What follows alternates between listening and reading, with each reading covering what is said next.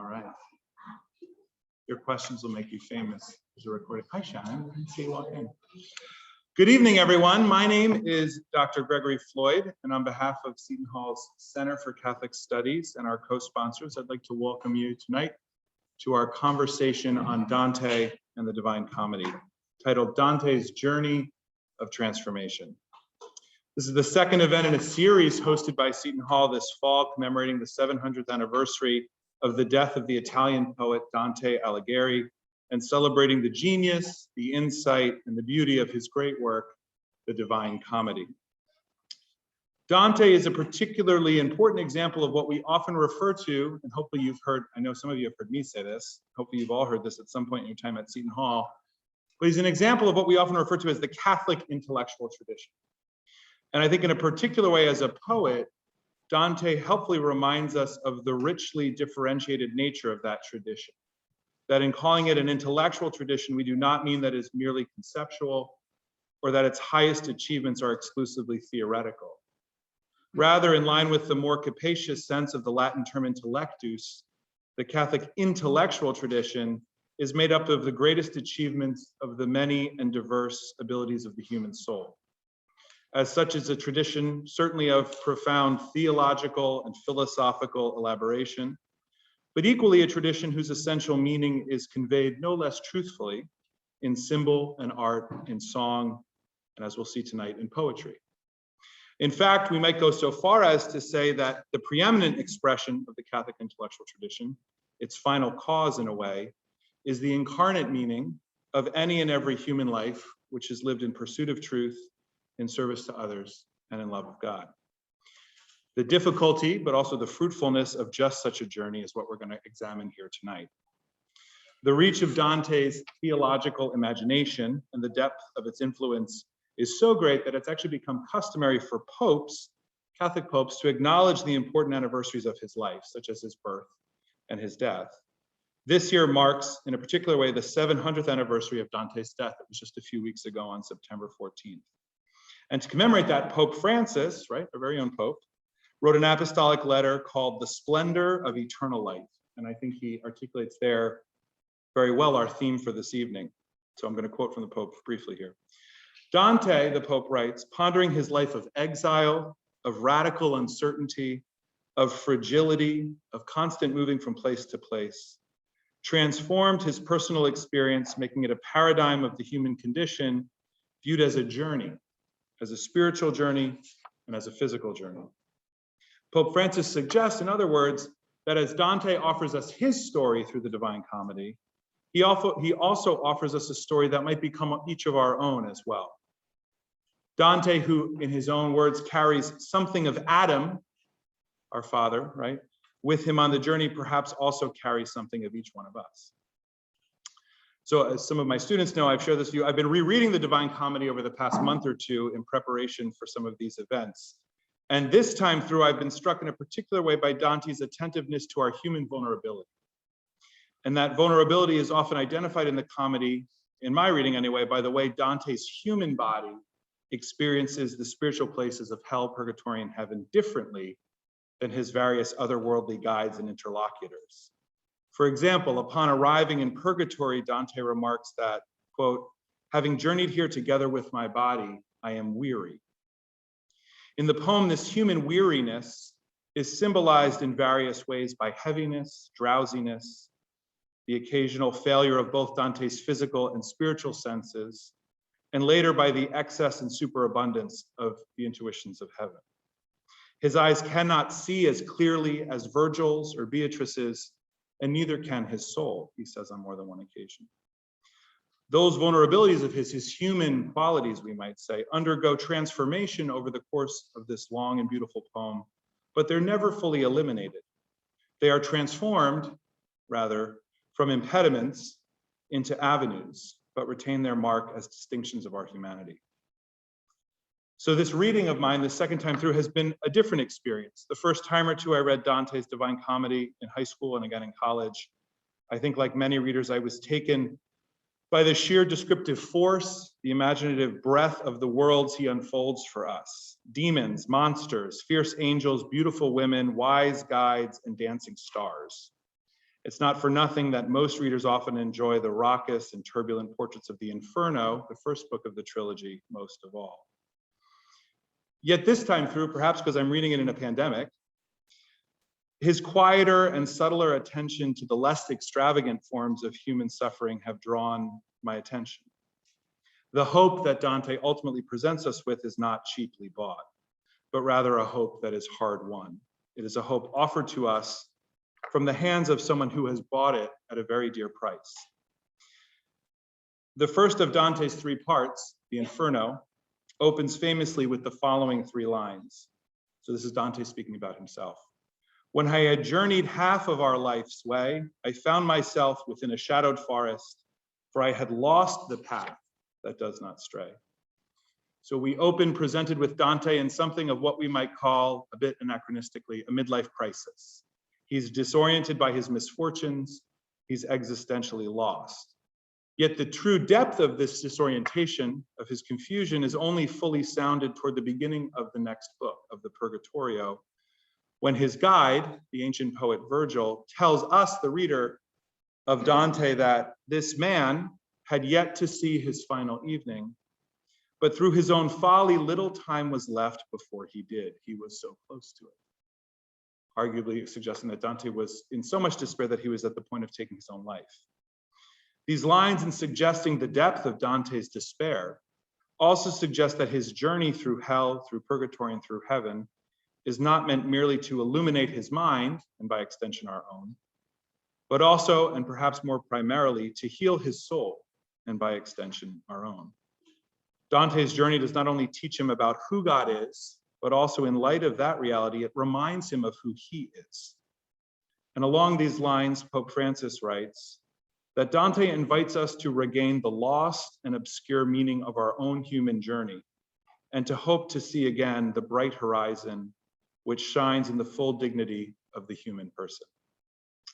I'll conclude by noting that a perhaps understated dimension of the comedy, which I'll hope to bring out in the coming days with some of you, an understated or an underappreciated perhaps dimension of this therapeutic pilgrimage, this journey of transformation, is the role that friendship plays for Dante throughout the comedy. Dante is guided by a series of intellectual friends and of spiritual friends, most famously Virgil, Beatrice, and St. Bernard. And like Dante, we are fortunate this evening to have a set of expert guides of our own to open up some of this poet's insights and see anew how Dante reads the depths of the human heart. Our guide through hell, so he drew the short straw, is Professor Dr. Vittorio Montemaggi, streaming in from London or England. He's a senior lecturer in religion and the arts in the Department of Theology and Religious Studies at King's College London, and acting director of the Van Hugel Institute. He's written widely on Dante's Commedia and has an interest in engaging with this text theologically, but in light of our contemporary concerns with mental health, with social justice, and with interreligious dialogue. He's the author of a book, Reading Dante's Comedy as Theology, and co-editor of the book, Dante, Mercy, and the Beauty of the Human Person. Our guide through Purgatory is Dr. Paul Camacho, assistant teaching professor of philosophy in the Department of the Humanities at Villanova University. They have a small basketball team we encounter occasionally on their court. And he's also the associate director of the Augustinian Institute. Dr. Camacho has written a number of essays on Dante, including most recently, Educating Desire, Conversion and Ascent in Dante's Purgatorio, and a forthcoming article entitled More Than Manners, on the significance of courtesy in the Divine Comedy. He also has a series, I'll give him a little plug here, is a series of guest appearances on a podcast called the Curious Catholic Podcast, where he speaks about the Divine Comedy.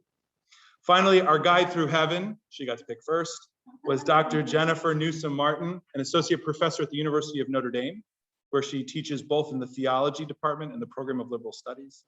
She's the author of a book, Hans Urs von Balthasar and the Critical Appropriation of Russian Religious Thought, as well as the book chapter on Dante, Geographics of Stars, Metaphysics of Light, Theological Aesthetics, and the Form of Human Life in Dante's Paradiso. She often teaches Dante in the context of Notre Dame's Great Book seminars. Finally, keeping us all in line, which I guess makes you something of our Beatrice tonight, is our own Dr. Nancy Enright, professor of English and director of the core program here at Seton Hall. also has published on Dante 2 articles, Dante's Divine Comedy, Augustine's Confessions, and the Redemption of Beauty, and also Dante and the Scandals of a Beloved Church. Please join me in welcoming our wise guides as we invite Dr. Montemaggi to begin our presentations. So Vittorio, if you want to turn your camera on, I think you should be all set to start speaking. Hello, can you hear me? Yes. Yep, excellent. Thank you for the warm welcome and especially for this wonderful invitation. It's a real joy to be with you, albeit I'm sorry we can't be together in person, but it's still a real and true pleasure to share this evening, this encounter with Dante this evening with you. In my reflections this evening, I will be focusing on the Inferno, and in particular on how we today might read the Inferno as part of Dante's journey of transformation. As such, I will be focusing on some aspects of Dante's narrative that are often not acknowledged or highlighted. I will not be focusing on many episodes from the poem, but I do hope that my reflections might be helpful in the context of your own more detailed reading of the poem in this anniversary year and beyond.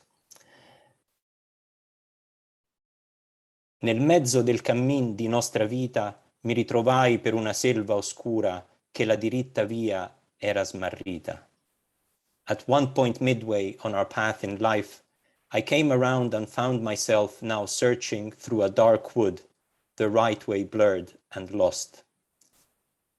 This is how Dante's journey of transformation begins, in a dark wood, lost. But Dante knows he is lost, and that is already quite something. Without that awareness, there would be no beginning to the journey. And it's important to note that that awareness is presented by Dante as being relevant not just to himself, but to all of us. Dante says that the journey begins not in the midst of his life, but of our life. Nel mezzo del cammin di nostra vita, at one point midway on our path in life. So, from line 1 of the comedy, Dante wishes to involve us. It is in the midst of the life that we all share that Dante takes his first steps on the journey that will lead him to God. In the comedy, Dante isn't simply describing a journey he took and that is significant for his life. He is offering us his journey as significant for us, as part of our life. We could say that Dante is journeying both for himself and on our behalf. In some sense, his journey is also our journey. But what are we to make of this? What does it mean for us to read Dante's comedy as a journey that takes part not just in his life, but as Pope Francis also suggests, in our life too? At the most basic level, there is an invitation here to read Dante's comedy with as much awareness as possible of human life as shared, of human existence as essentially interrelational and not individualistic. We are defined by our interdependence as much as by our individual efforts and characteristics. Few texts place human interdependence so firmly at the heart of the journey towards God as Dante's comedy. Indeed, at first, Dante tries to leave the dark wood on his own, but he can't do it. It's only when help is offered that he is able to progress. And he can only progress by taking a journey that is inherently interpersonal, made up of human encounter after human encounter. We'll return to all this and its significance for reading the Inferno. But let's stay for a moment with Dante realizing he is lost in the dark wood. If Dante's journey takes place not just in his, but in our life too, to what extent do we share Dante's starting point? Are we lost as well? Each of us will respond to these questions differently, but Dante's dark wood can indeed be our own too. At various points in our lives, we too might feel we've lost our way and can't find it again. Sometimes the experience can, as indeed it is for Dante, be agonizing, as close to death as it can possibly get. The opening lines of Dante's comedy remind us that that too is a shared experience. Even before we follow Dante any further, therefore, Dante's poetry already signals to us that we can, should we wish to do so, think of it as a resource for our own journeys of transformation out of the dark woods in which we might find ourselves. Before we move further into the Inferno, this is an idea I would like to highlight. However else we wish to read the Inferno, it is important not to read it simply as a description of hell, as if Dante is simply trying to tell us what the first realm of the afterlife is actually like. The point is more constructive than that. As Dante puts it just a few lines after telling us he found himself again in the dark wood. The point, as he tells us at this point, the point of telling us about the journey he took is to share the good that he found in it. The whole energy, even of the Inferno, is towards transformative goodness. Dante tells us about hell to share with us the good that he found in it. In other words, we might say that Dante writes the Inferno not simply to describe hell, but to show us how to find our way out of it. In this sense, journeying through hell is indeed the first step in a journey of transformation. A necessary step, but a step Dante initially does not think he needs to take. When he awakens to himself in the dark wood, Dante first tries to go on his journey alone. On his own, he starts ascending a hill which is illumined by the rays of the sun, symbolizing divinity. But on his own, Dante doesn't get very far. His progress is impeded by three beasts. Commentators have offered various interpretations of what the beasts represent. What in any case seems clear is that the beasts can be taken as metaphorical externalizations of that within Dante's own being that keeps him from God. And one of the most telling passages of the entire comedy is offered us at this early point in the journey, when Dante realizes that he cannot on his own progress on his journey towards divine love. E quale quei che volentieri acquista, e giugne il tempo che perderlo face, che in tutti I suoi pensier piange e s'attrista, tal mi fece la bestia senza pace, che venendomi incontro a poco, mi ripigneva là dove il sol tace. We also willingly record our gains until the hour that leads us into loss. Then every single thought is tears and sadness. So now with me, that brute which knows no peace came ever nearer me, and step by step drove me back down to where the sun is mute. Dante here compares his failure to progress on the journey of spiritual transformation to losing all of his gains, all of his possessions. And that in itself is an indication of why he isn't able to progress. He seems to think of divine love as a possession, something other than himself that he can gain, possess, but also consequently lose. And he despairs when that loss occurs, or when he thinks it occurs. Dante here is not unlike the rich man in the gospel, who is unable to follow Christ because unable to give up his possessions. So strongly is his sense of self tied to what he can possess that the thought of possessing nothing prevents further spiritual progress. In Dante's case, Dante's initial loss of hope coincides with his sense of losing the possibility of possessing divine love. But that shows us, and him, that what is preventing Dante from progressing is a basic misunderstanding concerning divine love. Divine love is not something human beings can possess. As Dante will fully discover by the end of his journey, divine love is not something we can have. It is rather most fundamentally what we are. But realizing that requires giving up pride, the illusion that we are ultimately self-standing and self-defining, and that we can somehow be independently of God. We could indeed say that Dante's initial despair at losing the possibility of progressing towards divine love is in fact a manifestation of his pride. By thinking of divine love as something he can possess, Dante is in effect thinking of divine love as something other than himself, and as something that he is somehow equal or superior to. As Dante will explain later in the comedy, that is also the error of Lucifer, who presumes he is able to exist outside his dependence from God. This is the error that in the cosmology of the comedy is also the origin of hell itself. It is the fall from heaven of Lucifer that opens up inside the earth, the space that hosts the various circles of hell.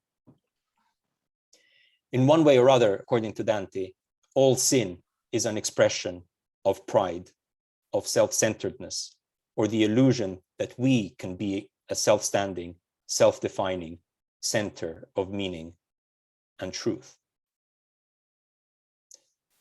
So as Dante's journey of transformation gets going, we learn that Dante lives in the illusion of pride, and that this not only prevents him from progress towards divine love, but therefore also risks trapping him forever in the dark wood. What prevents that bleak outcome is human encounter. Suddenly, someone appears to Dante that begins to provide a way out of the illusion of self-centeredness. At first, Dante isn't certain if what he sees is a human being or not. However, Dante at this point instinctively cries out for mercy, using the words of the Psalms. "Have mercy on me," he cries. "Help me, please." And this is another crucial step in the journey of transformation. After recognizing himself as lost, Dante realizes he needs the help of others and asks for it. Much to his surprise, he learns that the person who has come to rescue him is the Roman poet Virgil, to whom Dante already owes so much. If it weren't for Virgil, Dante says, he would not have been able to write the way he does. And this tells us also that what rescues Dante is, to some extent, poetry itself. A conscious commitment to language as human communication and encounter, and to the possibility for human beings to relate to one another meaningfully, even across boundaries of time, space, and even death. It is as poetry that Dante's journey of transformation takes place, not just in his, but in our life too. We could say that part of what Dante is telling us here is that one of the things that allows him not to succumb to despair is the sense of human interconnection that is inherent in his awareness of his ability to speak, not just to Virgil, but to anyone who will read his poetry, including ourselves. What we learn next in the text is that communication and encounter are indeed going to be key to Dante's journey through the afterlife.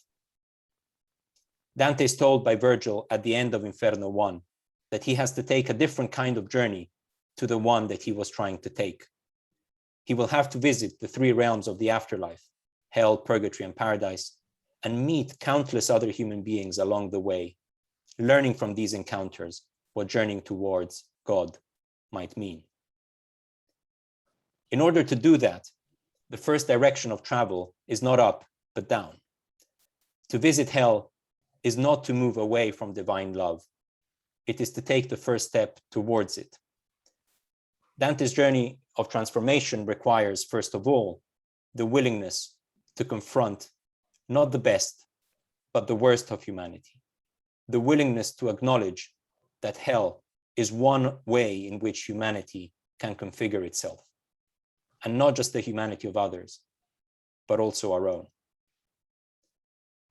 We need to remember that Dante's need for this journey stems from his own Lucifer-like pride. Dante needs the journey through hell not to learn who gets punished for what, but to learn about the consequences of pride, the various ways in which human beings, in their pride, can choose to configure their existence as hell. One of the most neglected aspects of Dante's comedy is that in hell, Dante does not encounter a single human being who protests that they shouldn't be where they are. They protest all sorts of other things, and they show defiance against God in some cases, but no one actually says that being in hell is not a just unfolding of the existence they have chosen for themselves. What the Inferno portrays is what humanity looks like if grounded in pride. And arguably, the greatest consequence of pride displayed by Dante is the Inferno itself.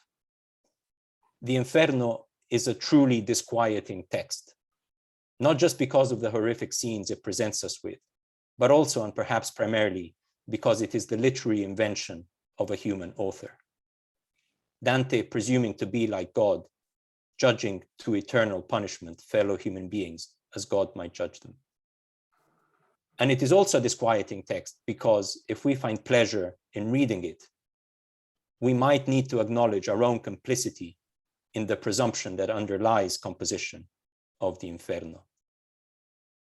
If on some level we think ourselves capable of judging others definitively, or accepting that Dante does with pleasure, condemning them as if we can speak for God, then we too need to acknowledge that we are complicit in the pride that generates hell in the first place. In this sense, Dante's text is prophetic for our age, we might say, insofar as it can help us diagnose some of our contemporary ills. We live in a world increasingly characterized in culture, in politics, and in religion by polarization and by our demonization of others, especially those we don't agree with or who are different from us. Insofar as Dante's Inferno can help us recognize this impulse as itself hellish, reading it can indeed be part of a journey of transformation towards divine goodness, a first step towards healing the divisiveness which keeps us from each other and from God. One of the most striking passages of the Inferno is found in Canto 28, the canto dedicated to the circle of the sowers of discord, those who cause division in the communal body. This is the canto at the end of which Dante refers explicitly to the principle of the contrapasso, the principle according to which the punishments of hell fit the sins for which they are a punishment. Arguably, Dante structuring his narrative according to this principle is one of the most divisively presumptuous aspects of his poem, presuming to judge others to the point of devising punishments thought out to such a detailed degree. Yet earlier on in the same canto, we find a truly remarkable passage. Dante tells us that the sowers of discord were so amazed at the fact that Dante, still in his mortal body, is traveling through hell. They're so amazed at this that they forget their suffering.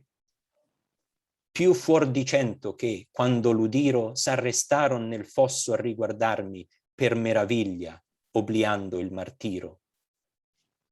To hear this said, 100 or yet more stopped short. They looked in wonder from the ditch at me, in awe, forgetting their own agony. This shouldn't be possible. Infernal punishments are generally supposed to be eternal. Yet Dante says that his traveling through hell can suspend infernal agony.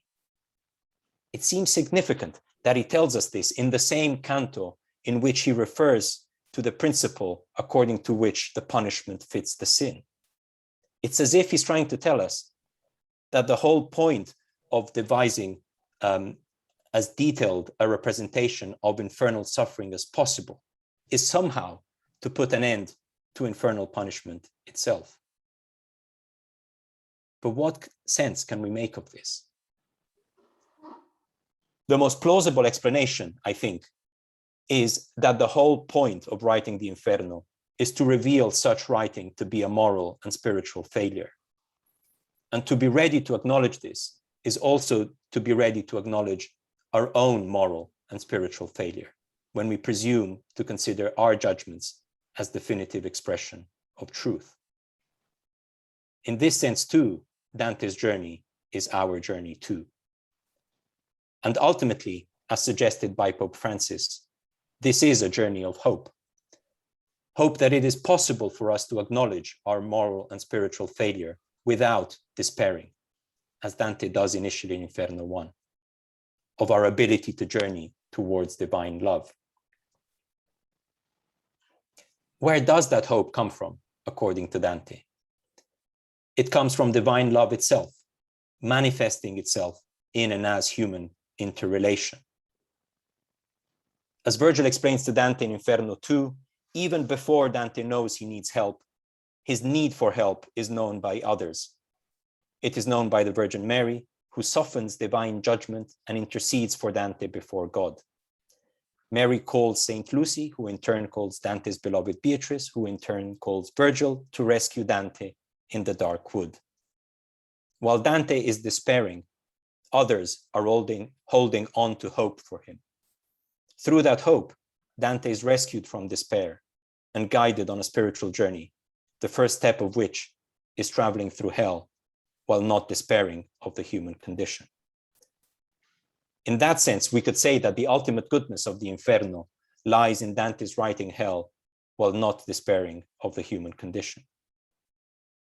There should, by definition, be no hope in hell. Yet Dante dares to travel through hell with it. In that sense, he offers us what his guides offer him. He holds on to hope for us, even when we might not be able to do so ourselves. The Inferno offers us the opportunity of acknowledging the worst about ourselves as a first hopeful step towards divine love. It's an uncomfortable first step, but arguably there is no true journey of transformation without it. It is by acknowledging our own complicity in the pride that generates hell in the first place that we can heal the divisiveness that keeps us from each other and from God.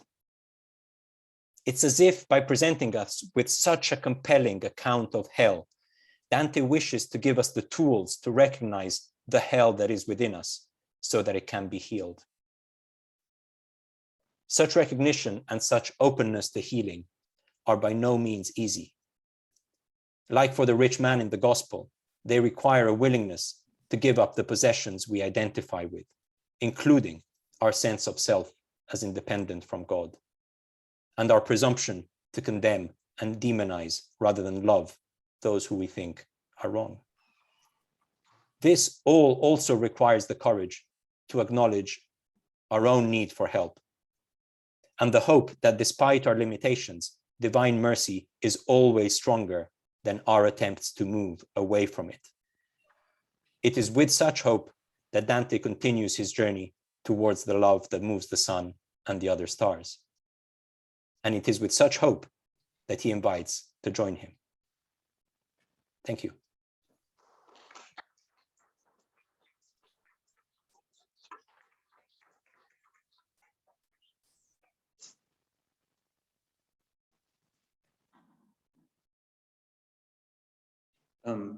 It is both an honor and very humbling to go after Dr. Montemaggi, from whom I've learned a lot about the Divine Comedy, and he has an Italian accent that gives him the kind of authority that I lack automatically, so I'm going to do my best. I'm going to talk with you today about the Purgatorio. I gather that you haven't read the Purgatorio yet, is that right?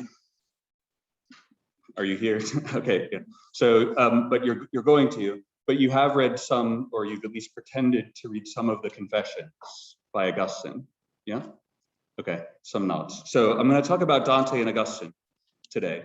And what I want to talk about is an idea in Augustine that Dante takes up, namely that love has a weight to it. So I want to talk about what that has to do with education and what that has to do with desire and how we live. In May of 1274, Dante Alighieri first beholds Beatrice. He is 9 years old, and she is the same, and he is smitten. 9 years later, there is another meeting. This time, Beatrice smiles at him, and this time, he is shocked, transfixed, overwhelmed. A divine beauty has appeared on the streets of Florence, one that will change his life forever. For Dante, the new life, what he calls the vita nuova, has begun.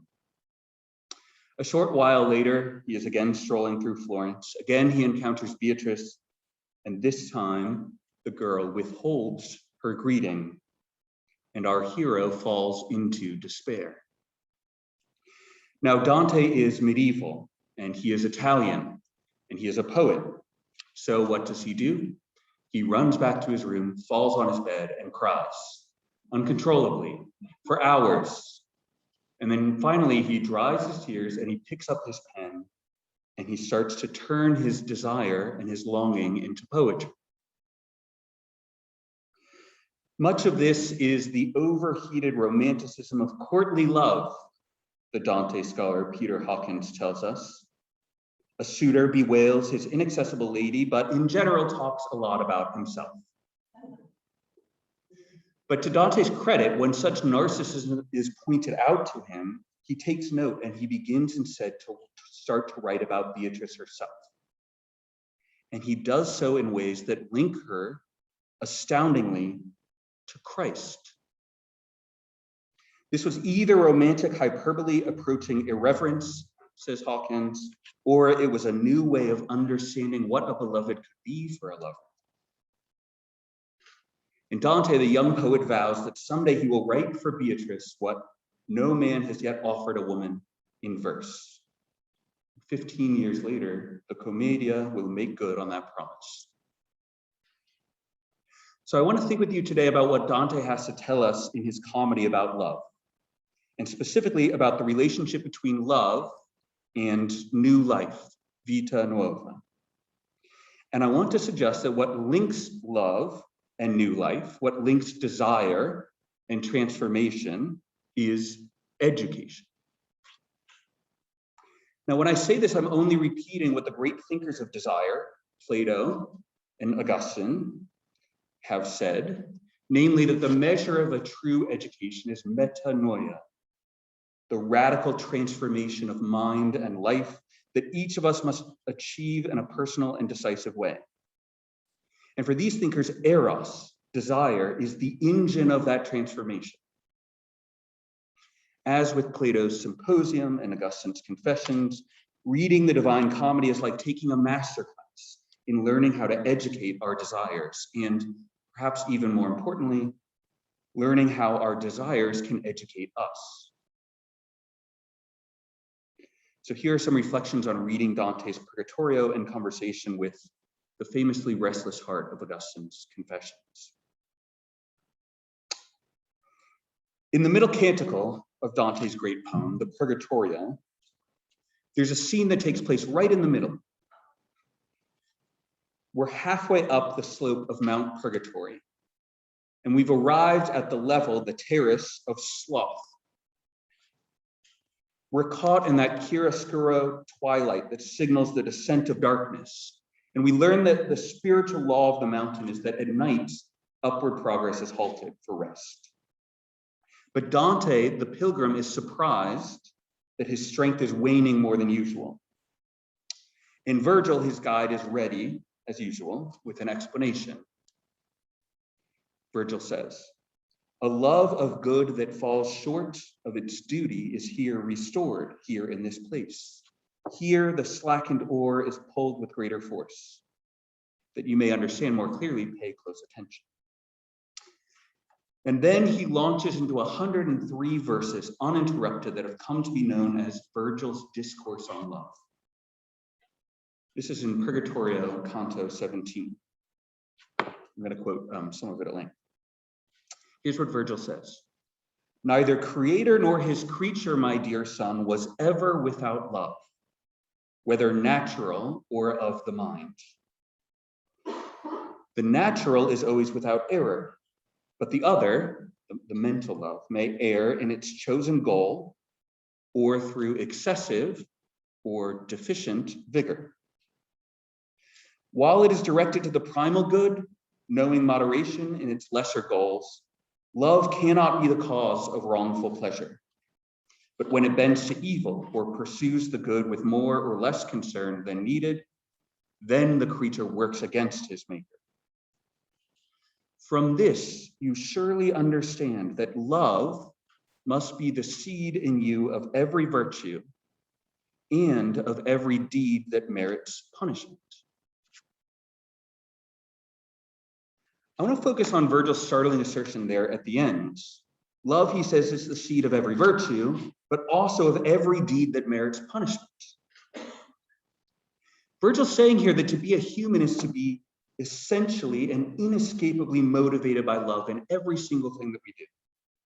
But this raises, or should raise for us, some questions. What can this mean for how we ought to live our lives? If I'm necessarily a lover, and it turns out that I can only love the good in some way, then to what degree am I morally responsible for the things that I do? If love moves me in all of my actions. And finally, what difference does desire make for the way we learn, especially if we consider education to be a difficult journey of intellectual and moral conversion? It'll probably be helpful to summarize what I take Virgil to be saying in this discourse. Here's the basic idea. All things that exist possess a love of the good by nature. Finite spiritual creatures like ourselves are capable of misusing this love. And we do so in three ways. We might love truly good things, but love them excessively or too much. We might love good things, but love them deficiently or too little. Or finally, we might love the harm of another, perversely imagining that the diminishment of my neighbor somehow increases my own good. In every case, notice that love intends something good. But in each case, in the various ways, we mistakenly direct our desire towards something that fails to make us happy. Often by loving too much, sometimes by loving too little, and in the really bad cases, by loving a counterfeit, a twisted imitation of the good. Virgil urges Dante instead to allow the beauty of more perfect goods to draw his soul's natural love upward, so that, as Virgil says, as fire born to rise moves upwards in its essence, so too Dante's soul might move upward. And the penitents on the various levels of Mount Purgatory purify their love. That's what they're doing, by means of humble acts meant to redirect their desire in just this way. And their goal is the attainment of a perfect form of freedom in which the heart will set itself on what is truly good and fulfilling. And loving desire will thereafter serve as an infallible guide for their right actions. So that's the big picture. As we learned early on in reading the comedy, the geography is significant. It's laden with spiritual meaning. So much so that in the world of the Divine Comedy, we might say that geography is theology. Location is intensely personal and moral. Space is defined according to who is in it. And conversely, each person is defined by where she or he is in Dante's world. Think of how gravity functions and what that says about where we find the various sinners and penitents and saints. There is a gravity to sin. There is a gravity of sin. In the Inferno, the closer one moves down the pits of down the pit through the circles of hell towards the center of the earth, the further one moves away from the heavens. And therefore, the more intense the gravity of sin becomes. And so for Dante in the Inferno, the upper and outermost circles are given over to sins of weakness, where I make a mistake or I give myself over to something, but I don't will it with all of who I am. But the lower and innermost parts of hell, where the weight of sin is the strongest, those are reserved for the sins of malice, where I identify and will and choose and become what it is that I've chosen to do. On Mount Purgatory, in the great second canticle, there's a reversal of hell's geography. Here, the sins being purged on the lower levels of the mountain, down at the base, those are the ones that are the closest to hell, and so they are the most grave. And as one ascends up the mountain laboriously, the hellish weight of malice grows lighter, and it gives way terrace by terrace to mere weakness. But there's also another force at work on the mountain. For on this slope where light breaks through the fog of sin, there's not only evil pulling the penitents downward, but there's also what we could call the weight of love, the upward pull of desire for the good that counteracts the gravity of sin. And as Dante climbs up the mountain, he feels himself growing lighter. It's as if he's saying, for us fallen human beings, sliding down into hell is easy and climbing back out is exhausting. But nevertheless, for the repentant sinner, there is the grace of a purifying love, a force that is stronger than the gravity of sin. At the opening of Canto 18 of the Purgatorio, Virgil broadens his account of love into a full-blown theory of human action. I'm going to quote him here again. The mind, says Virgil, is disposed to love at its creation. It readily moves towards anything that pleases, as soon as by that pleasure it is roused to act. From real forms your perception draws an image, it unfolds within you, so that the mind considers it. And if the mind so turns, inclines to it, that inclination is a natural love, which beauty binds in you at once. Then, as fire born to rise moves upward in its essence to where its matter lives the longest, just so the mind, thus seized, achieves desire, a movement of the spirit, never resting as long as it enjoys the thing it loves. When Dante's Virgil speaks of a love that naturally desires what is good, we should have in mind the ethical world of the ancients and medievals, that's so strange to our modern sensibilities, which sees the human being as naturally oriented towards happiness as her end and goal. As Thomas Aquinas, following Aristotle, says, to desire to be happy is not a matter of free choice. We are constituted so that we cannot help but love the good. Dante, we could say, represents a different way of thinking about transformation. He insists that if what it means to be human is to be fundamentally oriented towards happiness, then what we need in the ethical life is more self-concern, not less. Only we need to be concerned with obtaining for ourselves the right things, those things that will truly lead to our happiness. To love false goods, or to love too little, or to love good but finite things too much, each makes the mistake, both intellectual and volitional, of the mind and of the will, of forfeiting the very thing that we most want, namely our true happiness. Now, it's very important to see here that just as Dante the pilgrim, the character in the story, had to journey through hell and purgatory in order to undergo his transformation, in the same way, Dante the poet, the author of the poem, writes to move us, his readers, from our own disordered love to an ordered love of ultimate things. In other words, the Divine Comedy invites us to perform the interior transformation that the poem dramatizes in verse and symbol.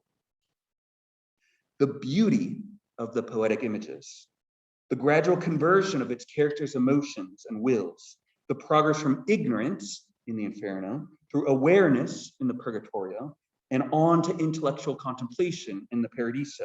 These dimensions of the Commedia are meant to teach us how to love ultimate things. In short, Dante wants to awaken in us not only a desire for the beauty of his poetic creation, but also a desire for the beauty of the love that is described therein. In this way, the poem does its work by seducing us, its readers, for the sake of a conversion occasioned by the very experience of love enacted in our encounter with the beauty of the text. Now, when I think of the connection between loving desire and transformative conversion, it's to Augustine that my mind turns. So I want to offer a brief reflection on the Augustinian account of desire that lies behind Dante's understanding of love, and then I'll return in conclusion to the Commedia to offer a few examples of how this plays out in the poem. So to Augustine. Consider this question that was dear to Augustine. What is it that makes me free? Our spontaneous answer is to identify our freedom with choice. We tend to think of choice as guaranteeing freedom precisely because it is self-determined. It's caused not by something outside of me, some extrinsic force, but by the initiative that I myself possess. But now, consider the most famous line in Augustine's corpus. You rouse us so that we delight in praising you, for you have made us for yourself, and our heart is restless until it rests in you. This invocation of the human heart, moved by self-surpassing desire, finding rest only when it delights in the highest good, this is a fundamental departure from a description of freedom as self-determination. The restless heart of Augustine is not the autonomous will. What the heart wants is not choices, but rather unity with the beloved. The rest that Augustine speaks of is not independence, but rather an encounter with a good that is radically other, a good that delights just insofar as it lies beyond my anticipation or my mastery. So the beginning of the Confessions reminds us that we are moved by a power that is ours, but that is nevertheless not self-determined. When I love, it's me. I'm the one who's loving. But when I look and interrogate what that experience means, love appears not as something that I initiate or control, but something that I suffer. Love is something I undergo. It happens to me. In the final book of the Confessions, which no one reads, unfortunately, Augustine says that by love we are moved towards what delights us, much as by weight a stone is moved towards its natural place. The central feature of weight here seems to be intentionality, that is, purposeful movement towards a goal. What it means for Augustine, for a natural body to move by its weight, is for it to move to its proper place. So he says, a stone moves downward by its weight, but we could just as well say that fire, by its weight, moves upward.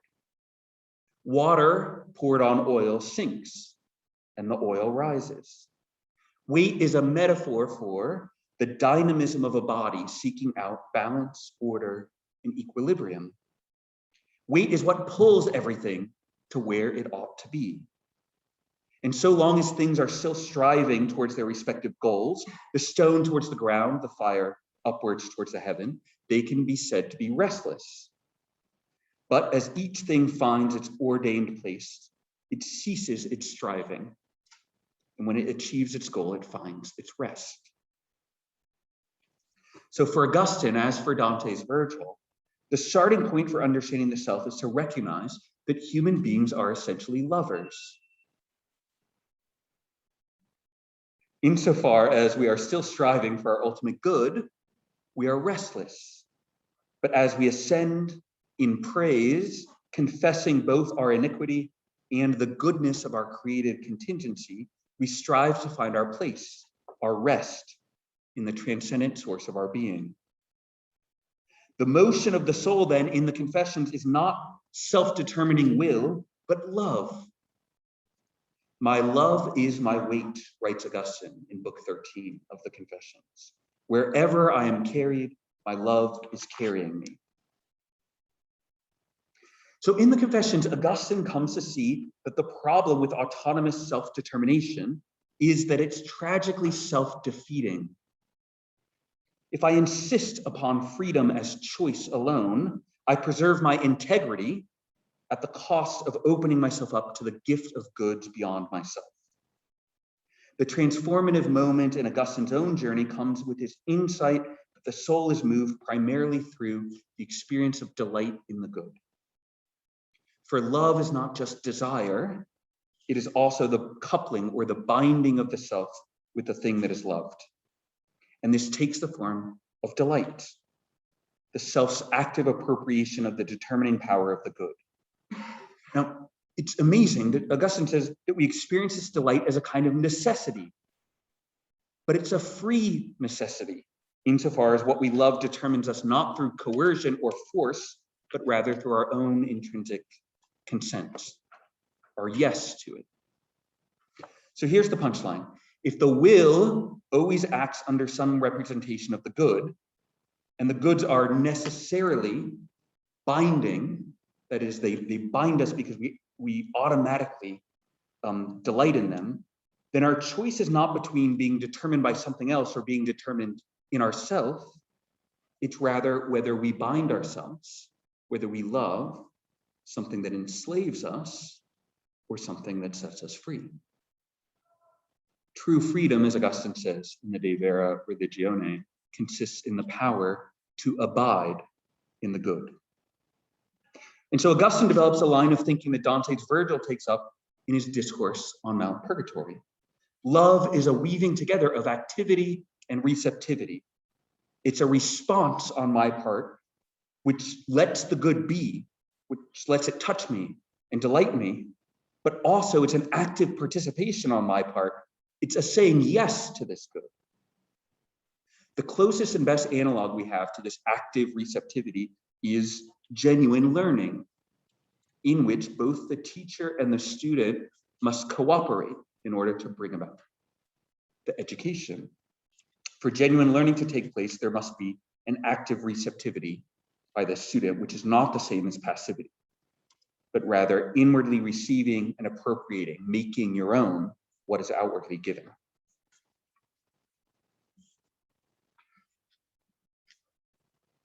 Augustine makes a famous distinction between goods of use and goods of enjoyment in a text called the De Doctrina Christiana. And he says that goods of use are things that are good for the sake of something else. But goods of enjoyment are things that are good in themselves. And these latter goods, the goods of enjoyment, they are in a really important sense useless. They're not good for anything. They're just enjoyable in themselves, which is to say, they're good simply because they are. If what it means to love a good is to bind ourselves to what we love, then our own freedom will depend on whether we bind ourselves to something which is for the sake of something else, or which is free, that is for its own sake in itself. If we adhere to what is good in itself, then in a very real sense, we make the freedom of the object our own freedom. When we love the goods of enjoyment, we become actually good, and therefore we become something worth enjoying in ourselves. And for Augustine, it is beauty that's the preeminent good of enjoyment, because good beauty is a radiation of goodness beyond our ability to control it. A goodness that resists all instrumental use. It's by being absolute that beauty invites freedom, and it's in loving beauty that we become free. So back to the comedy in my conclusion. For Dante, as I said at the beginning, beauty took the form of a particular Florentine girl. When Beatrice appeared, Dante experienced for the first time the surprise, the inbreaking of a particular good. And it's Dante's genius. This is why he's Dante. is that he allowed the good of this beauty to transform his love, so that Beatrice became the motive force of Dante's intellectual, ethical, and moral conversion. The inbreaking of the good, the advent of this beauty, enticed Dante to actively participate in the good, precisely to the extent that she reoriented him away from his own self-insistence and out into an affirmation of a world that is real and good. And so the passion of love as something suffered, Dante going home and weeping, now blossoms forth into an activity of self-transcendence in which the lover ventures to become what he is. One is put in mind of the enigmatic claim by Diotima in Plato's Symposium that eros, desire, has as its goal giving birth in the presence of beauty. I've always read this as a sign that true love of beauty begins with a suffering passion, an inbreaking, but it then turns into a responsive activity, a participation in beauty that wills new and more beauty to be. And this, most of all, within the lover herself. Dante, the poet, knows that passion and endeavor, that humility and creativity must go hand in hand for the Christian pilgrim. There's a lot that we could say about how Dante lives the tension between the endeavor of audacious poetic creativity and the patience of loving humility. But this very tension, we could say one instance of this very tension finds Dante the pilgrim as he's laboring up Mount Purgatory, repeatedly moving or taking the posture of the penitents who are going through their suffering in order to purge their souls. So here's one example. On the terrace of Pride, Dante witnesses crouching figures. He describes them like this: they're hunched over, more or less, depending on the size of the burden on their backs. They're each carrying these enormous boulders on their backs. And the suffering that they undergo takes the form of bending their knee in humility under the weight of their previous sin. As he encounters these humbled penitents, Virgil announces Dante as one who is likewise encumbered. Virgil says, "He that comes here with me, burdened with the weight of Adam's flesh, though eager to ascend, is slow at climbing." The weighty pilgrim, Dante, slow at climbing, he has to bend down his face to converse with the sinners, and so he takes on the penitential posture. Dante the poet does not spare himself the penance of humbly acknowledging in word and imaginative deed that he too suffers from the disordered love of pride. When he writes himself into the poem in this way, he begins the adventure of redirecting his love towards the beauty that is alone salvific. I'll conclude with this final example of the way in which the weight of love can be seen in the Commedia. Remember I said at the middle of the comedy, the Terrace of Sloth is a place of transition from the disordered love below, where you love things that aren't truly good, to rightly ordered love. From this point on, desire will only intensify until it finds its satisfaction and its perpetual increase in the beatific vision. But here on the Terrace of Sloth, the problem is apathy, indifference, spiritual torpor. In this way, this Terrace of Sloth recalls that other great liminal space in Dante's theologically saturated world. Canto 3 of the Inferno, as you'll discover soon, is one of the more imaginative constructions of Dante's underworld. Here, we're not yet quite in hell proper, but we have entered through the gate that tells us to abandon all hope. We are, so to speak, in the antechamber of hell. We're in the waiting room of the damned. This is the realm of the neutrals, the souls who Virgil describes as those who lived without disgrace, yet without praise.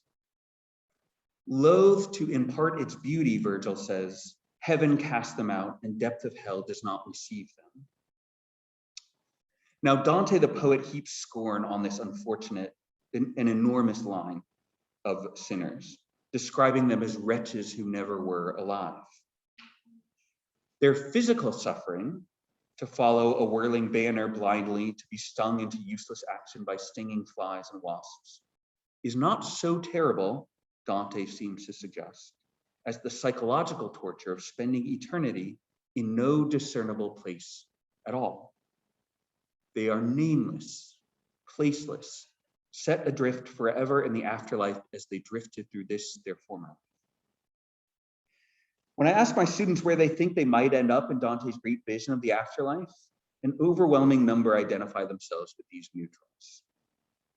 And I suspect that there's a wisdom here. Indifference or neutrality or sloth, however we name it, is the great danger of our age. I'm reminded of a remark, I think it was Kierkegaard who makes it, that our age is one that has forgotten how to sin. In keeping with Virgil's discourse, we can now diagnose such neutrality as a failure to love. We might say that contrary to appearances, ours is a thoroughly de-eroticized age.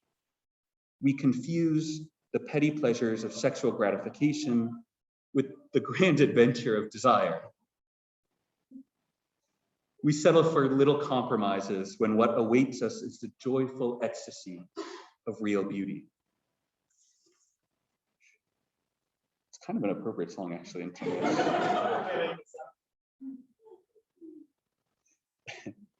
Hell is like a bad romance. Okay, there's a whole lecture there. The human being, like the sun and all the other stars, is moved by love. When that love lessens, when the heart loses some of its restlessness, then it is beauty and beauty alone that will rekindle the flame of desire. It's not accidental that on Mount Purgatory, art in the form of music and sculpture and dream and image serves to present the examples of virtue to Dante and to the repentant sinners, and to us, the readers. The beauty of Dante's poetry, like the beauty of all truly great art, can surprise us. And in this shock, it can awaken in us a renewed desire for the good beyond our limited imaginations. As Virgil teaches in his Discourse, as Dante dramatizes throughout his entire poem, and as Augustine developed in his philosophical reflections on love and freedom, conversion results from the education of loving desire that transforms it into a kind of active receptivity, a consent and a celebration in which we say yes to the good of being. This is what I've called an advent, a breaking in, a breaking through into the everyday of such excessive beauty that it transforms and converts and forever changes our lives. If we follow Dante, we learn that what is asked in response is the adventure of finding our voice. What began as advent, now we have to turn into adventure. In syllogism and verse, in prose and poem, to witness again and again in joyful vigilance to what has been disclosed. To learn in this way is to step into the dangerous, adventurous space of ecstatic self-transcendence. It is to begin, as Dante did, our own new lives. Thank you.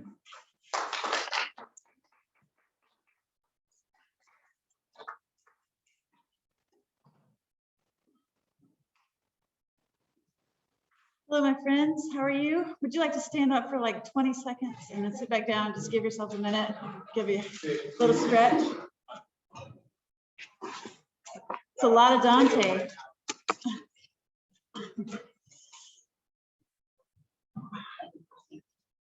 All right. Well, they're having a lot more fun out there, but let's we'll journey to heaven and we'll try to. Oh, is that part? Well, that will be appropriate then. I'm so glad to be here with you all. Thank you for your hospitality and welcoming us to your beautiful campus. Really happy to be here tonight to serve as your poor man's Virgil, your budget Beatrice, a guide, however unworthy of our journey together to our heavenly destination in Dante's Paradiso. Now, there are some people out there in the world who will tell you that the Paradiso is boring. That is absolutely wrong. Do not listen to these people. There are, of course, some good reasons why more people have read the Inferno than have read the Paradiso. The Inferno, as you'll see, is so vivid, and the punishments of the damned are so visceral and exact, and therefore really interesting, right? You have gluttons lying face down in icy, filthy slush, the violent boil in blood and fire.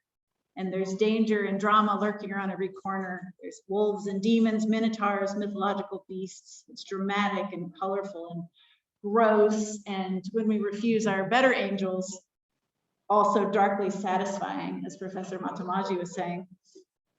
In the Purgatorio, so much happens to our beloved Dante, including that really stirring scene where he becomes reacquainted with his old love. He feels these nostalgic stirrings of falling in love with Beatrice. And then, of course, more importantly, his dramatic transformation and this transformative ascent up the Purgatorial mountain from the marks of the 7 deadly sins that the angels branded on his forehead. And there's also lots of really wonderfully grotesque punishments in the Purgatorio as well, or I guess not really punishments, but they're options or opportunities for penance. They keep it interesting for those of us who have a dark turn of mind. The envious have their eyes sewn shut. The prideful, which we heard about, labor under the weight of heavy boulders. And the once gluttonous walk, now emaciated under the shade of a tree, which produces such a fragrance of food and drink that their desire for food is always kindled. This is really real entertainment. But what could possibly happen in heaven? Isn't literature devoid of conflict and adversity also devoid of drama, and therefore of literary and existential interest? Descriptively and literarily, how can a poet effectively add greater and more light to never-ending light, greater and more beauty to never-ending beauty? Wouldn't a canticle about heaven tend toward abstraction and dull theological speculation? In a Slate article a few years ago, Robert Baird rehearsed this caricature of the Paradiso to understand its relative neglect alongside its more famous and popular siblings. He argued there, I think interestingly, that the real reason no one reads the Paradiso is actually the idea of heaven itself, which is less a problem of belief than it is a problem of imagination. That is, people seem to think that heaven is, in Baird's words, little more than a blank screen of beatific blandness, eternal sunshine of the spotless mind, exactly the kind of bright and boring place we'd expect. However, as Baird goes on to argue as well, as a piece of literature, the Paradiso is actually wonderfully dramatic, full of beauty and spectacle, with an epic cosmic drama between the brokenness of the world below and the idea of a perfect heaven above. In fact, somewhat surprisingly, the Paradiso has within it some of the strongest critiques of the hypocrisies of the church and religious people, which is especially damning and powerful when juxtaposed with the holiness of God and the communion of saints who reflect God's divine holiness. And nor is this heaven disembodied. In fact, I think one of the most touching scenes, which I hope you'll read in the text, is in the sphere of the sun, when Solomon tells the pilgrim Dante just how fervently the souls long for reunification with their dead bodies in the bodily resurrection, for the time when the love that, quote, radiates around us like a garment will be surpassed in visibility by reborn flesh, which earth now covers up. When glorified and sanctified, the flesh is once again our dress. Nor is the Paradiso bland or boring or static. In fact, quite the opposite is true. While it may not have the macabre schadenfreude of the Inferno or the drama, pathos, and liturgical depth of the Purgatorio, the Paradiso provides an elegant account of the motive force, what moves it all, not only for what has spurred Dante's journey of transformation from that dark and lonely moment in the wood midway through his life's journey, but the divine motive force of the entire cosmic order. Anyone read T.S. Eliot out there in your classes? If you've read T.S. Eliot, or you will, you might recognize that he borrows this from Dante in his beautiful poem, The Four Quartets, in Burnt Norton. He says, at the still point of the turning world, neither flesh nor fleshless, neither from nor towards, at the still point, there the dances, but neither arrest nor movement. And do not call it fixity, where past and future are gathered. neither movement from nor towards, neither ascent nor decline, except for the point, the still point, there would be no dance, and there is only the dance. In short, and here I'm echoing the previous talk, the Paradiso is a book about desire, a dynamic, wholly, entirely human desire for heaven, our true home, our true port. This desire is amplified and spurred on by visions of the beauty who is God, a vision which is reflected as in a mirror in the order of the cosmos and in the beauty of the saints. It's a moving drama about Dante getting better and better at seeing. His vision is gradually strengthened, so by the end, he can actually see God face to face in a fragile beatific vision of God, which is, for my money, one of the most theologically and literarily sophisticated representations of the Trinity there is. The Paradiso gestures throughout to the stirring conclusion through metaphors of optics, sight, aesthetics, beauty, and what we might call erotics, desire, opening up questions of what constitutes true sight, true beauty, and true desire. It's a text that provides its readers with a pedagogy of sight, beauty, and desire, leading both ourselves as readers and Dante the pilgrim upward to more and more expansive, open, loving, generous vision, which culminates in the final vision of the Trinity. The text interrogates us as we read it.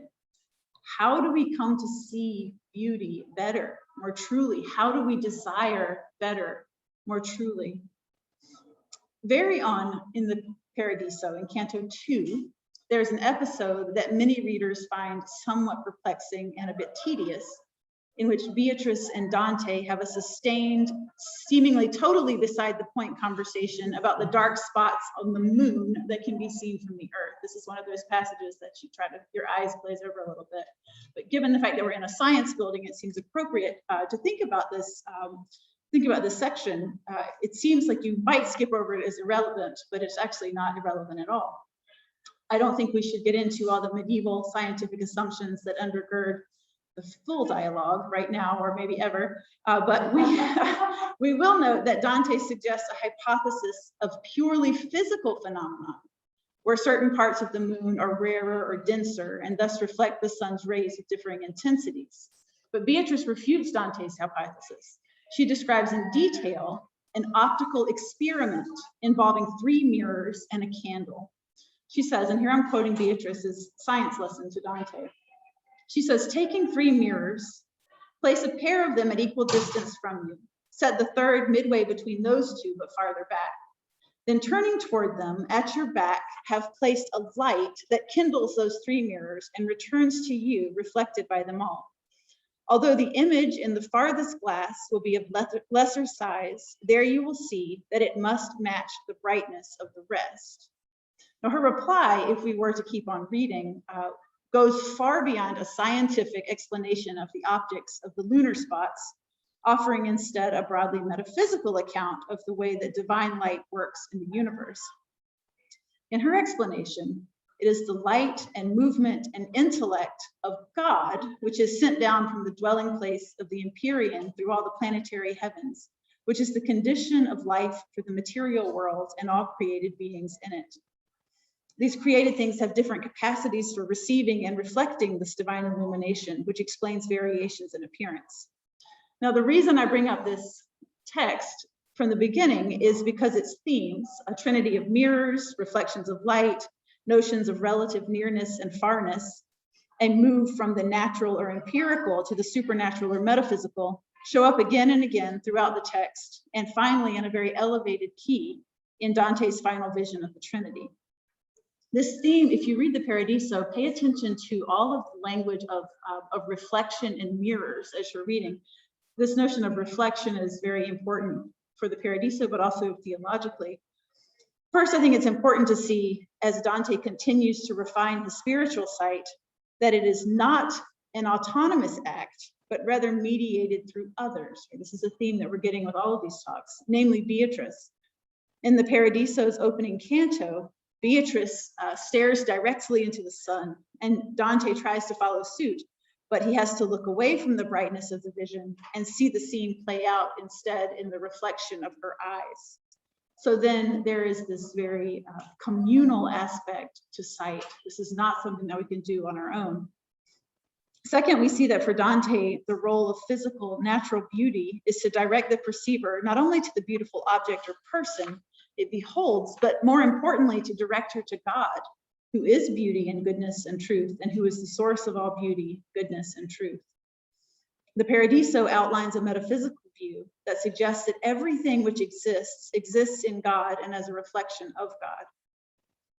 As Dante ascends up through the heavens where God dwells, his capacity for sight gradually gets stronger and more expansive. In the planetary sphere of Saturn, in Canto 21, Beatrice has to veil her smile from Dante. There's like a real life kind of background from that apparently, comparing Dante here to the antique Greek character of Semele. If you like ancient Greek myth, remember Semele is the one who begged Zeus to let her see him in the fullness of his divinity. But when he became visually manifest, she basically was destroyed by fire, right? She turned to ash, since a mortal form could not look upon him and live. Beatrice says here, were I to smile, then you would be like Semele when she was turned to ashes.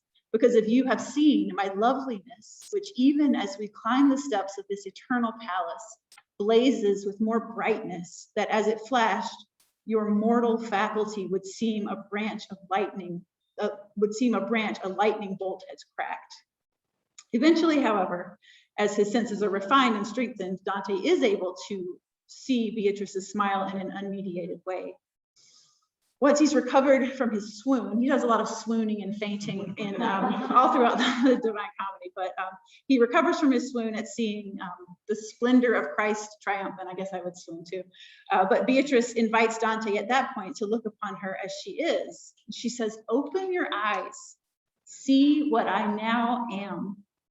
The things you witnessed will have made you strong enough to bear the power of my smile. Now, my students get a little irritated with Beatrice as they're reading this sometimes. They think that Beatrice, by drawing attention to her own beauty, which is the way that progress is measured in the Paradiso, right? They don't really they're not measuring it by kilometers, they're measuring their ascent by how much more beautiful Beatrice gets, right? So she's not being narcissistic here, right? She's far from it, because her beauty is not something that she possesses. Her beauty is not possessed, but rather something reflected. As a mirror of God's loveliness, her beauty surpasses all human measure, such that Dante says, I think that surely only its maker can enjoy it fully. When they reach the Empyrean, Dante must admit that her beauty is such that it cannot be described or even represented. I yield, he says, I am defeated. Now I must desist from this pursuit in verses of her loveliness, just as each artist who has reached his limit must. This admission of defeat is in keeping with the Paradiso's meta-discourse about artistic and poetic representation, and all its promises and limits and failures, and what those unkept promises and limits and failures can teach us about ourselves and our own finitude. This failure of representation in writing, in speech, imagination, memory, art, is absolutely a recurring trope in the Paradiso. Ever since Plato's Symposium, when Diotima proclaims that what love or eros wants is not beauty, but rather reproduction and birth in beauty, the Western philosophical and theological tradition has sustained the view that eros, that is what it is we genuinely desire, wants to make beauty immortal, to go on forever, to be infinite. And this is certainly true that the experience of beauty, if it's a real one, almost always prompts the urge to replicate it, to reproduce it, to extend it. Of course, this phenomenon takes a lot of different forms, right? You see something really beautiful. What's the first thing that you do? You stop and you stare, you repeat your gaze. And then what do? What do you actually do?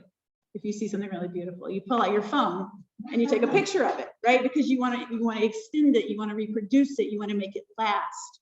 You could tell someone about it. You probably send that picture to your friend and say, look, I saw this beautiful thing, right? There's this impulse to replicate beauty to tell other people, to share, to respond to it in some generative way.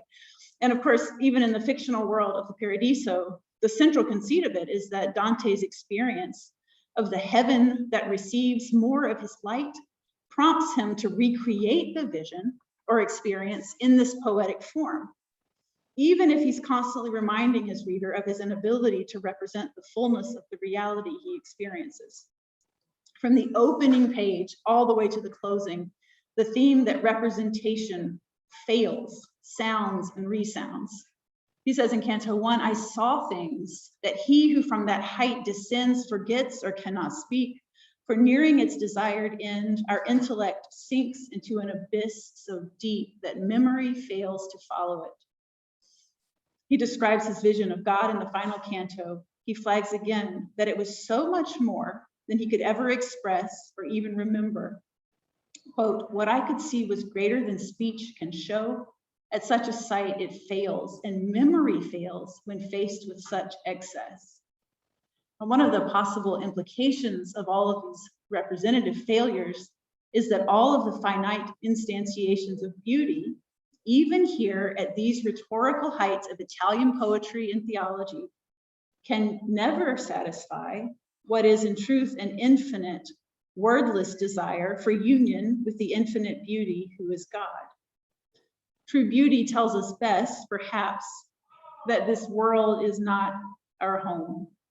This truth makes better sense of the ordinary aesthetic fact that oftentimes seeing something beautiful is experienced as a longing that is sometimes even painful, a bit like your chest is caving in, like a nostalgia for a home and a heavenly homeland once intimately known but since forgotten, something glimpsed through a veil. For Dante, and of course for Aquinas before him, there is nothing created or finite, not money, not success, not fame, not good grades, not another human being, nothing created which can satisfy what is ultimately an infinite desire for infinite happiness, a desire for perfect union with, quote, the uncreated good, namely God, who alone by his infinite goodness can perfectly satisfy human will. That's Aquinas. This union is heaven. That's what we're talking about in the Paradiso. It's not a place, right? It's a union with God, a perfect union. Paradiso figures God as the one who, quote, is the end of all desires and who lifted my longing to its ardent limit. In Dante's universe, human life is, quote, breathed forth immediately by the chief good, who so enamors it of his own self that it desires him always. If you see what Dante's saying, that at the very level of our being and our humanity, there's this sense that God has built us to desire God. He calls the womb of Mary the dwelling place of our desire. If the entire Divine Comedy is the story of the transfiguration and purification of Dante's desires, from first desire for fame and renown as a poet to desire for Beatrice, ultimately to desire only to gaze lovingly upon the face of God, we see confirmed in these few representative lines that it is God who is both the author and the object of human desire. The Paradiso suggests that every experience of beauty we have, if we have learned to see rightly, is an invitation for an experience of God. Beautiful things, up to and including Dante's Divine Comedy, redirect our attentions more profoundly to God, and indeed refocus our attentions away from our own egos to an openness both to God and to our communities. Dante has learned in the Purgatorio to desire rightly, which is why Virgil could say to him famously, from now on, let pleasure be your guide. Let pleasure be your guide, because the things that give you pleasure are the things that lead ultimately to desire of true happiness. As we move toward a conclusion, I want us to consider together two of Dante's most significant final visions in the Paradiso. First is the celestial rose of the communion of saints in Canto 30, and finally his culminating vision of the Trinity in Canto 33. In Canto 30, Dante has to stoop to drink from a river of light, a river of divine grace. But what's interesting here is that his method of drinking is not with his lips, but with his eyes. Beatrice tells him what he sees are only, quote, shadowy prefaces of their truth. Not that these things are lacking in themselves. The defect lies in you, whose sight is not yet that sublime. Once he has allowed the river of divine grace to sate the thirst of his eyes and wash away the last of his mortal and moral frailty, the scene around him almost magically blossoms into full relief. The colors deepen, the vision sharpens, and he sees again in the reflection, the mirror image again, of God's tremendous light, the river reshaping itself into a mystical rose that is the image of paradise and the communion of saints. Here, Dante appeals again to the language of the mirror and the reflection, which harkens back to the mirrors used in Beatrice's optical experiment on the sphere of the moon.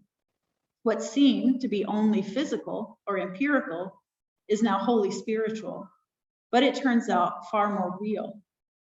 Dante writes here that, quote, all that one sees of it derives from one light ray reflected from the summit of the prima mobile, which from it draws power and life. And as a hill is mirrored in waters at its base, as if to see itself, when rich with grass and flowers graced, the light encircling it, I saw mirrored all of us who have one return above.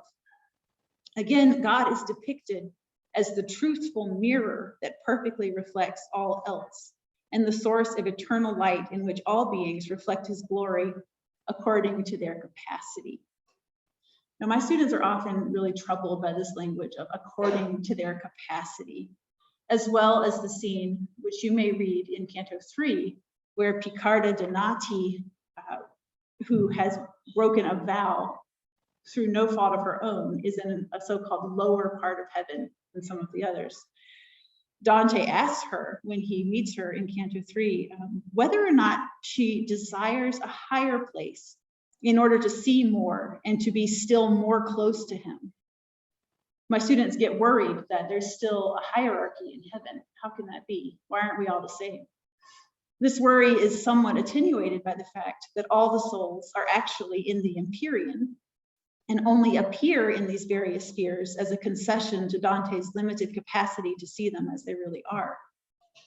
But more importantly, I think in this vision of the celestial rose, the appearance of distance from the center and the appearance of differentiation between the souls in the rose makes absolutely no difference whatsoever. Indeed, Dante goes on to say of this vision that, quote, there, near and far do not subtract or add. Near and far do not subtract or add. For where God governs with no mediator, no thing depends upon the laws of nature. Like the mystery of the spots on the moon, the solution to this puzzle is not natural, but supernatural. This claim regarding the lack of mediation recalls Picarda's insistence that the blessed do not aspire or strive to rise up through the ranks of heaven, since their will is already at one and unified immediately with the will of God. Subjective and objective perspectives have here merged mysteriously into one mode of beatified perception, where the insistence on the individual ego is no longer the most important thing. And that's what heaven is, right? That's what Dante is telling us, this, that we have to put our egos aside. Rather, there's this global shift toward polyphony for difference and unity and difference, which is the condition of the possibility for harmony. If you're a musician, right? You can't just sound one note, you need them all. And for love, which gives preference not to the ego, but for the earthly human community, the communion of saints, the communion of love, which is the Trinity.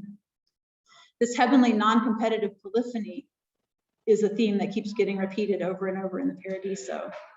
It's in Justinian's wisdom that, quote, differing voices join to sound sweet music, so do the different orders in our life render sweet harmony among the spheres. It gets really powerfully expressed in Cantos 11 and 12, where Dante, rather than have these figures entrench themselves in competition or reassert the superiority of their own way of doing things, Dante presents St. Thomas Aquinas, who's a Dominican, as praising St. Francis, who's the founder of the Franciscan order, while St. Bonaventure, a Franciscan, praises St. Dominic, the founder of the Dominicans, right? So there's this sort of cross-pollination of praise. And all because, as Dante says, in praising either prince, one praises both. The labors of the two were toward one goal. It's also found in the shape of the eagle of divine justice in the sphere of Jupiter, which is formed, like many of the things in the Paradiso, this one shape, a singular shape formed by many righteous souls who cooperate to form one singular entity. This unity and difference is fundamentally and singularly expressed in that final vision of the Trinity. Recall again Beatrice's optical experiment with the three mirrors and the light as the candle as we listen to Dante's description of the mystical vision. In the deep and bright essence of that exalted light, three circles appeared to me. They had three different colors, but all of them were of the same dimension. One circle seemed reflected by the second, as rainbow is by rainbow, and the third seemed fire breathed equally by those two circles. Moreover, the second circle, which is symbolic of the divine person of the sun, functions in the text as a double mirror, insofar as reflected in it further. What does Dante see? He sees a human face, a likeness of our face, reflected there in the Trinity, which is symbolic of the Son's incarnation in Jesus Christ. Dante scholars have pointed out that, strictly speaking, only two mirrors are really necessary for Dante's hypothetical optical experiment to work. But it is significant theologically that she insists upon three as a foreshadowing of this final vision of the three reflective circles in Dante's mystical vision of God. There's also important differences in these two bookended episodes, including the important fact that in the first experiment, the mirrors and the viewer and the light are all separate entities. In the second, however, there's a tremendous sense of unity between the circles, the light, even Dante himself, such that the natural laws of space, perspective, and optics simply no longer apply. And everything, Dante says, everything is ingathered by love, where difference is re-envisioned, not as antagonistic or competitive, but a self-forgetful, cooperative, endlessly dynamic, interconnected, and mobile participation in the triune light of God, which is, in a word, heavenly, right? This is what we're after. So thank you for your attention, and I'm looking forward to talking with you all in Q&A.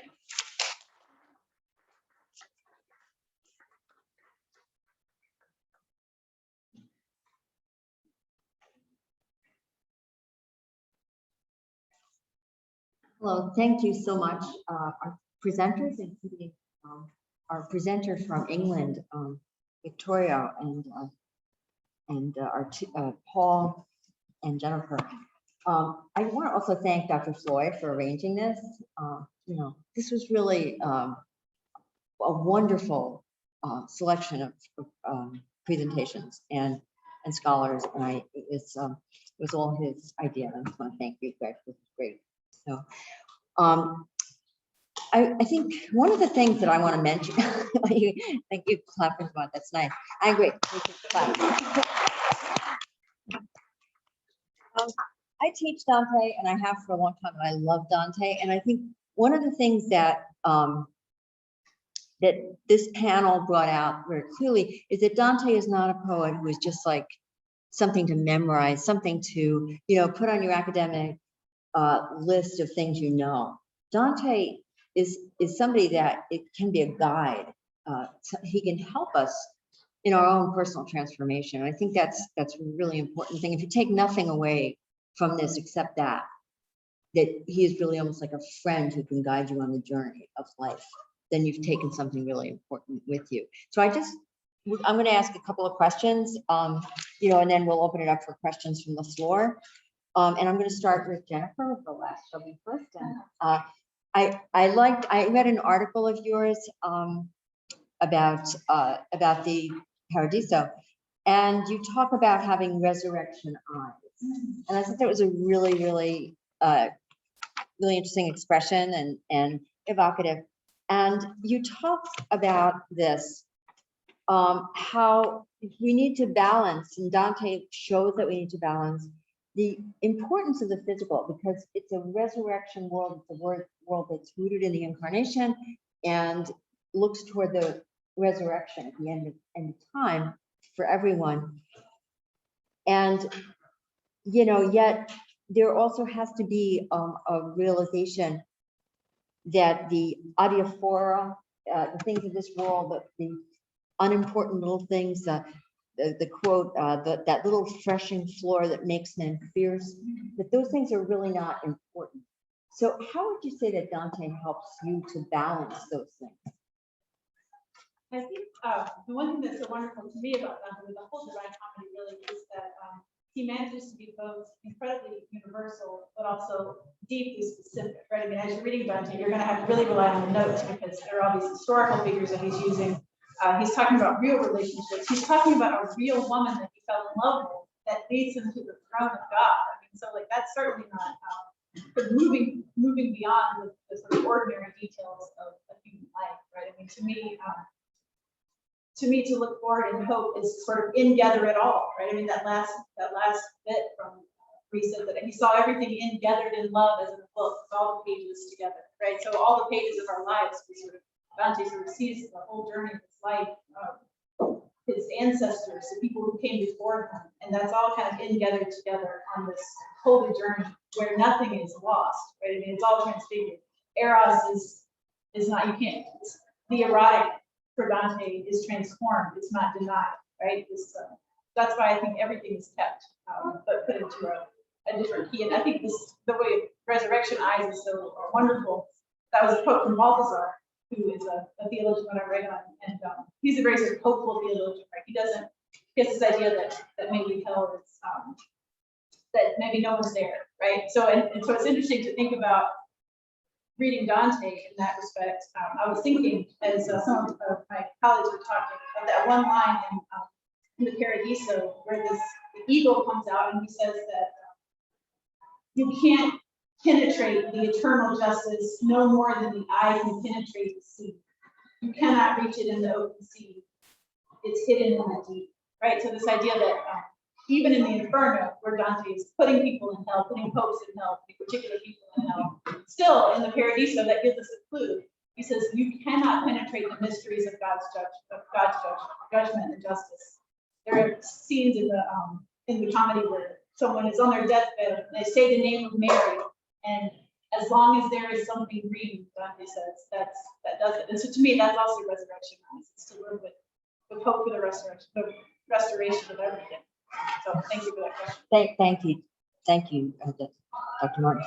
I'm going to follow that with your reference to Mary to a question that I have for you, Victoria. Maybe I should be saying doctor this or that, or is that okay? I hope I don't offending anybody. You can call me Nancy. Okay. When I got to that's almost 2 a.m.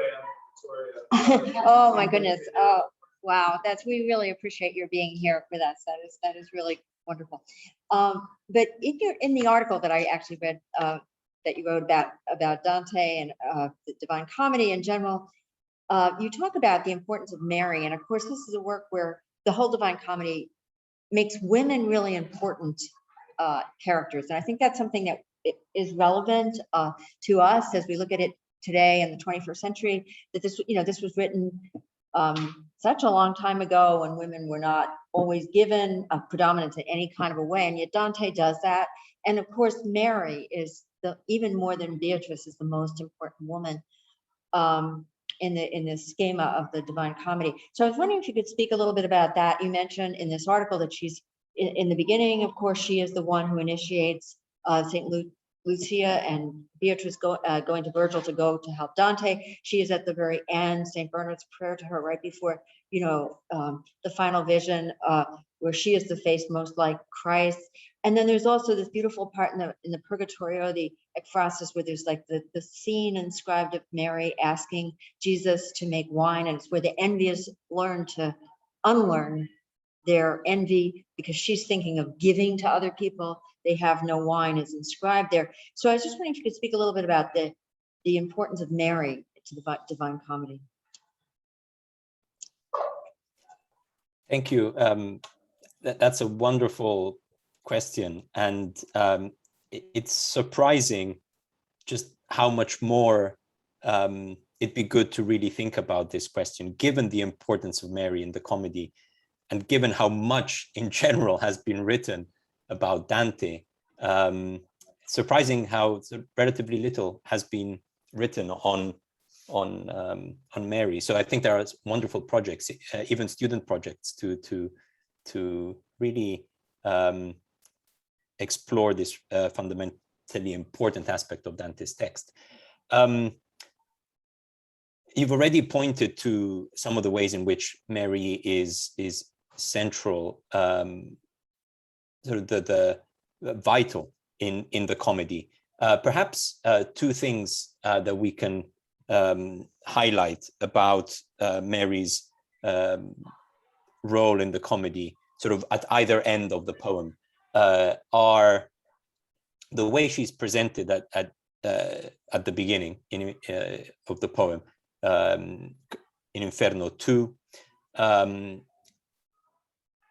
She's presented as softening harsh judgment. And that is what is presented as part of what gets Dante's journey going. And there's something about the way in which Mary, described as such, comes to embody divine mercy, that is extremely significant, and connects to the whole question of judgment in the poem. Mary seems to offer the possibility of escaping our cycles of judgment,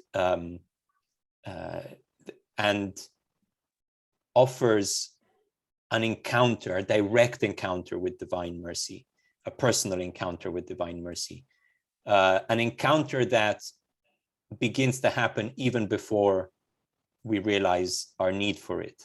That's something that Dante says explicitly in his poetry through the prayer that Saint Bernard, his last guide, offers to Mary herself at the end of the poem.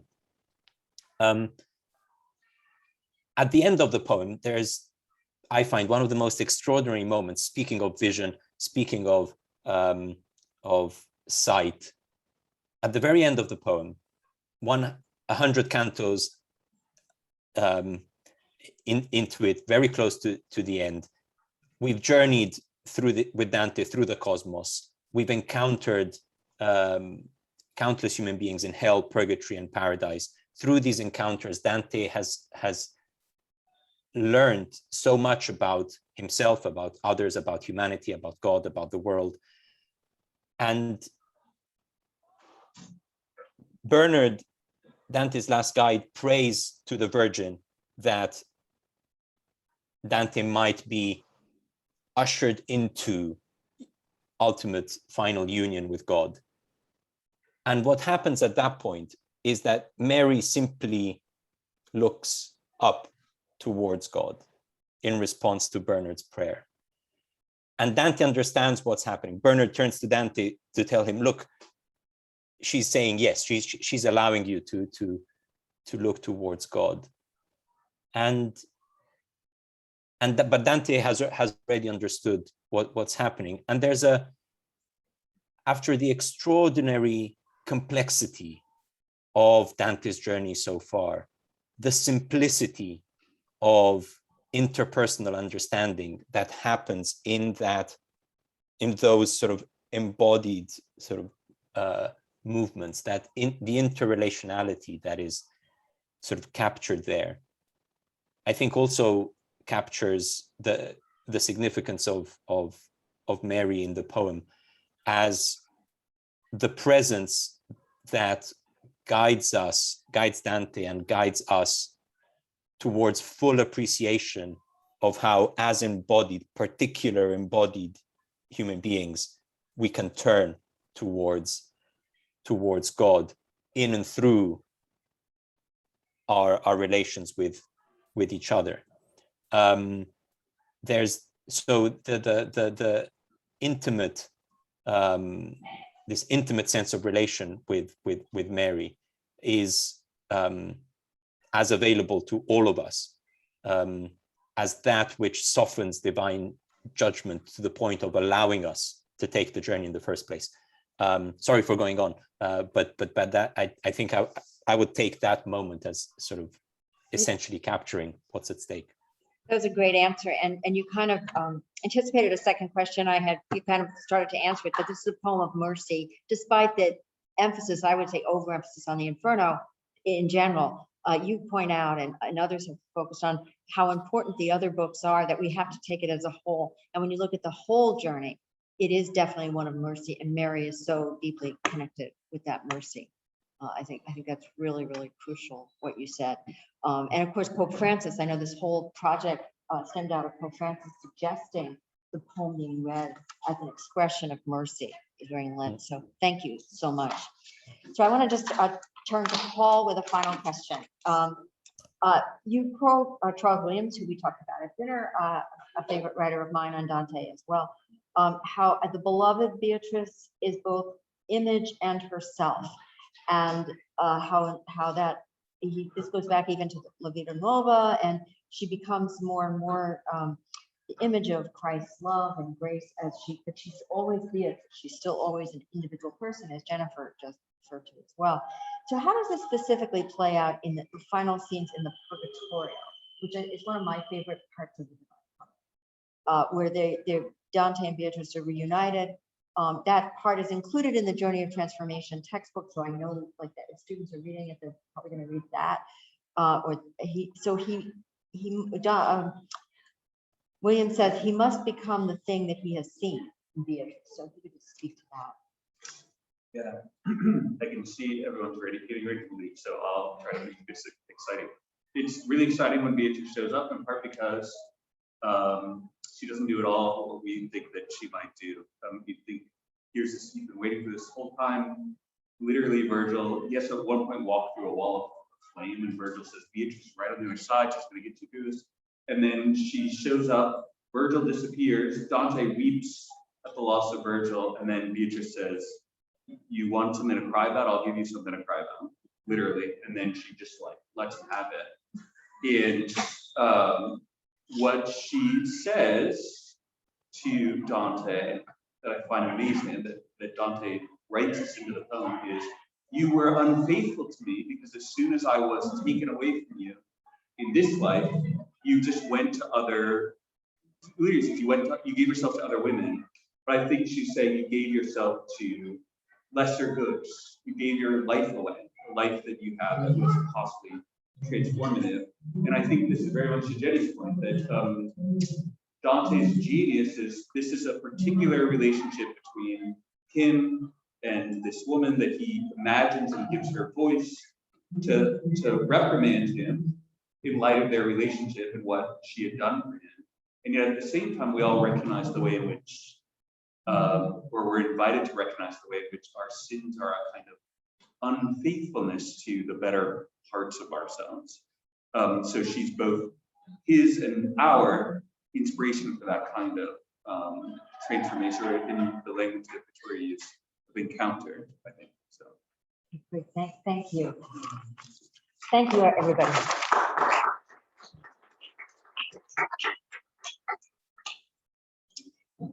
Just a final word of thanks to our three presenters, Vittorio here, like I said, the long suffering. Thank you very much. Your own Purgatorio this evening. Jenny and Paul as well. Wonderful job. Lots to think on, lots to get quizzed on in about a week and a half. So you have your marching orders. Thank you all for staying. We'll see you soon. Everyone have a good night. Get some sleep, Vittorio.